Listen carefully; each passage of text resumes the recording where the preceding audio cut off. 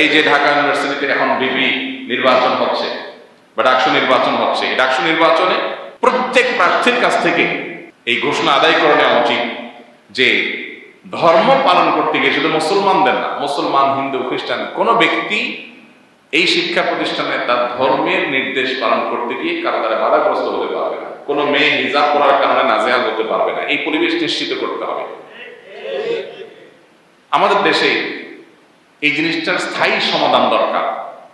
একবারে সর্বোচ্চ জায়গা থেকে রীতিমতো ঘোষণা আসা দরকার যে শিক্ষা প্রতিষ্ঠানের ড্রেস কোডের নামে আপনি কোনো মেয়েকে পর্দা বোরকা পড়তে বাধা দিতে পারবেন না। সম্প্রতি বিকারুন্নেসা স্কুলে 22 জন ছাত্রীকে হিজাব পরার কারণে ক্লাস থেকে বের করে দেওয়া হয়েছে। সবসময় আমাদের দেশে কয়েকদিন পরপরই এমন ঘটনা ঘটে। এ নিয়ে আপনি যদি কিছু বলতেন, খুবই দরকারি একটা বিষয়।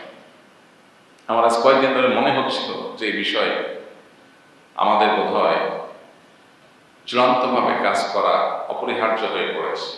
সকল দল মতের মুসলমানরা, আপনি কি সিরাতুল নবীর লোক না মিলাদুল নবীর লোক, আপনি কি জামাতের লোক না তাবলীগের লোক, এসব পার্থক্য না করে সকল মুসলিমদের এই ইস্যুটার মীমাংসা করাটা অতীব জরুরি হয়ে গেছে। সংখ্যাগরিষ্ঠ মুসলমানদের দেশে, ধর্মপ্রাণ মানুষের দেশে, শুধু তাই নয়, হিন্দু মুসলিম সব ধর্মের মানুষদের মধ্যে মেয়েরা শালীন সুন্দর এবং মাথায় কাপড় দিয়ে চলাফেরা করতে অভ্যস্ত যে দেশে, গ্রাম বাংলা থেকে নিয়ে শহর পর্যন্ত আমরা ছোটবেলা থেকে দেখে আসছি, বড় হয়েছি যে হিন্দু মা বোনরাও তারাও মাথায় কাপড় দিয়ে চলাফেরা করে।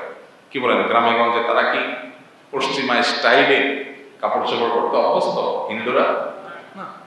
তাহলে এই দেশের কমন কালচার, মুসলিম হিন্দু সব ধরনের মানুষের কমন কালচার হলো নারীরা শালীন সুন্দর পোশাক, মাথায় কাপড় দিয়ে চলাফেরা করতে তারা অভ্যস্ত। এটাই আমাদের কৃষ্টি, এটা আমাদের কালচার। সেখানে আমাদের দেশে স্কুল কলেজে মেয়েরা যখন পর্দা করে চলতে চায়, তার ধর্মীয় স্বাধীনতা সে যখন ভোগ করতে চায়, তখন যারা বাধা দেয় এদের বিরুদ্ধে সুস্পষ্ট আইন এবং আইনানুগ শাস্তি কার্যকর করার দাবি সকল ধর্মের মানুষের সকল বলয় থেকে একযোগে ওঠা উচিত। আমার তো ধারণা এই কাজ যারা করে এরা কোনো বিদেশি এজেন্ডা বাস্তবায়নে লিপ্ত।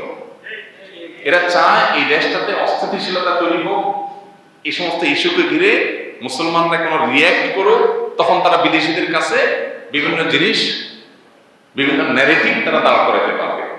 এই জন্য আমি উদাত্ত আহ্বান জানাতে চাই সকল মত পথের আমার মুসলিম ভাইদেরকে, যারা আমরা এক কেবলায় বিশ্বাসী, আমাদের রাসূল এক, আল্লাহ এক, কোরআন এক, অন্য বিষয়ে মত পার্থক্য থাকলেও আল্লাহর ওয়াস্তে আমাদের মেয়েদেরকে সেভ করার জন্য, আমাদের বোনদের পর্দা করার অধিকার আদায়ের জন্য আমাদেরকে আবার মনে হয় সারা দেশে পুরো রাস্তায় নামতে হবে।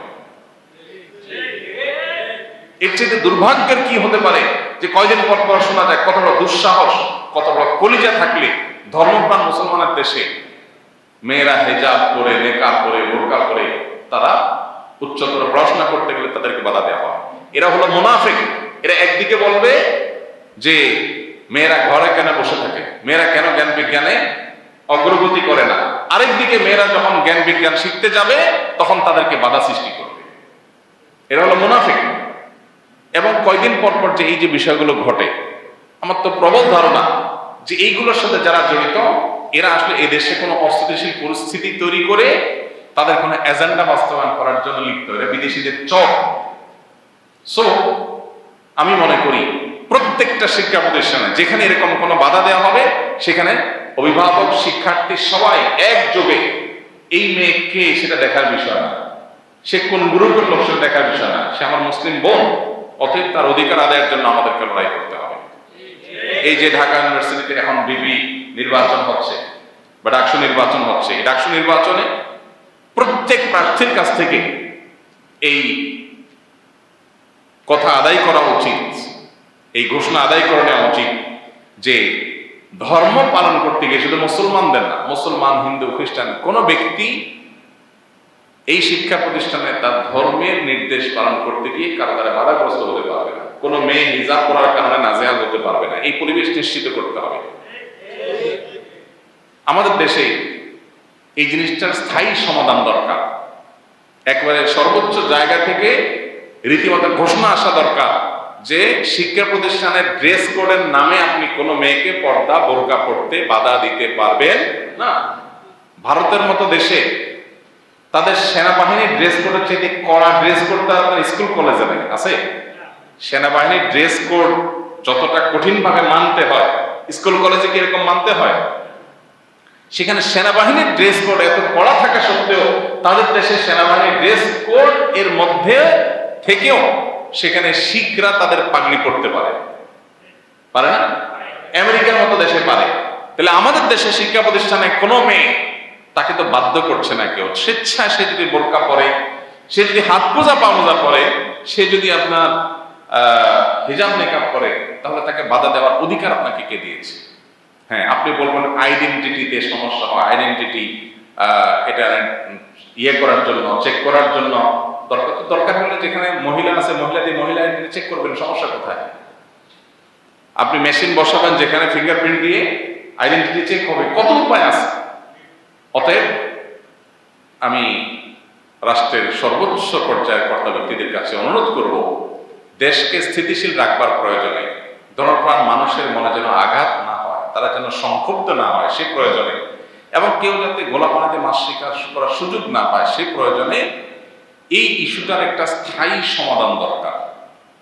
কয়দিন পর পর আজকে এখানে কালকে ওখানে হিজাব করার কারণে, নেকাব পরার কারণে, বোরকা পরার কারণে টিচার ক্লাস থেকে বের করে দিবে, শিক্ষা প্রতিষ্ঠান নাজেহাল হবে, এটা যেন আর না হয়। এই জন্য ঘোষণা হওয়া দরকার, যেই কোনো শিক্ষা প্রতিষ্ঠানে যেই রকম ড্রেস কোডই থাকুক না কেন, তার পাশাপাশি কোনো মেয়ে যদি পর্দা করতে চায় তাহলে তাকে বাধা দেওয়া হবে, তার সাংবিধানিক অধিকারের লঙ্ঘন। কারণ তার সংবিধান তাকে তার ধর্ম পালনের স্বাধীনতা দিয়েছে, আপনি বাধা দেওয়ার কে? ড্রেস কোডের নাম দিয়ে আপনি বাধা দিতে পারেন না। আপনার ড্রেস কোড ঠিক রেখে সে পাশাপাশি যদি পর্দা করতে চায় তাকে সে সুযোগ দিতে হবে। এটা সর্বোচ্চ পর্যায় থেকে, রাষ্ট্রের সর্বোচ্চ পর্যায় থেকে ঘোষণা যাওয়া উচিত। এটা যদি জারি করা না হয় তাহলে দেশ আরো অস্থিতিশীল হবে। আমি আশা করবো যে যথাযথ কর্তৃপক্ষ এবারে দায়িত্বশীল ভূমিকা পালন করবেন। এই জন্য আমরা 5ই আগস্টের পরপর বলছিলাম বারবার করে যে এই দেশে সবচাইতে বেশি মাজলুম হলো ধার্মিকেরা। দায়িত্বপি আছে, সে সবচেয়ে জুলুমের শিকার। বোরকা পরে ওই মহিলা সবচাইতে, বোরকা না পড়লে মহিলার এত জুলুম নাই। অতএব এই সমস্যার সমাধান, স্থায়ী সমাধান দরকার এবং এই ইস্যুটার মীমাংসা হওয়া দরকার। আল্লাহ আমাদেরকে তৌফিক দান করুন। এক বোনের প্রশ্ন, বিয়েতে দেনমোহরের পরিমাণ ছেলের সামর্থ্য অনুযায়ী কত রাখা উচিত যদি সে ছাত্র চাকরি বা ব্যবসা করে, যাতে মেয়ের সম্মান থাকে, জুলুম না হয়? দয়া করে উদাহরণ সহ বলুন। বিয়েতে দেনমোহরের পরিমাণ কত হওয়া উচিত ছেলের সামর্থ্য অনুযায়ী, এটা আমি কিভাবে নির্ধারণ করব? ছেলে কয় টাকা উপার্জন করে, কয় টাকার মালিক, তার সামর্থ্য কি, এটা তো ছেলে জানে।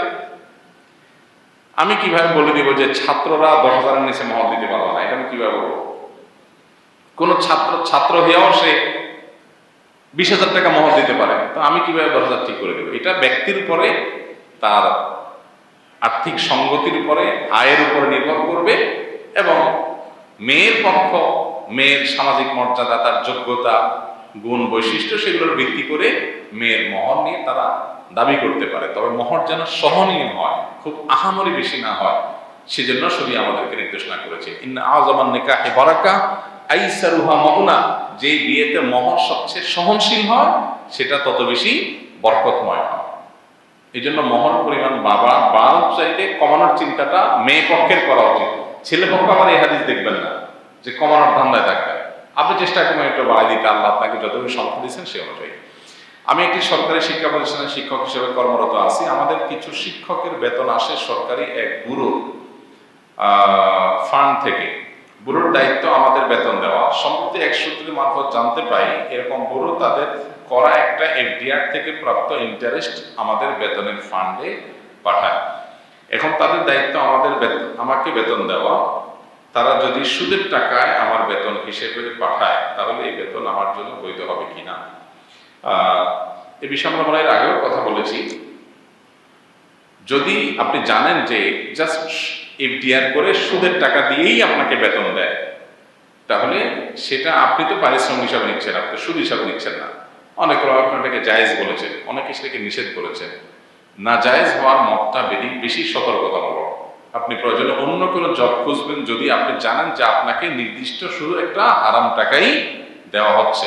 আর যদি হারাম না হালাল এটা মিশ্র থাকে তাহলে আপনি পারিশ্রমিক হিসাবে গ্রহণ করতে পারেন। কিন্তু যদি হারাম থেকেই সে দিচ্ছে, ওই টাকাটাই দিচ্ছে, আপনি নিশ্চিত হন, তাহলে নিরাপদ হলো আপনি এই জব চেঞ্জ করে অন্য কোনো জবের চিন্তা করা, যাবত না তারা এই হারাম টাকা থেকে আপনাকে পারিশ্রমিক না দিবে।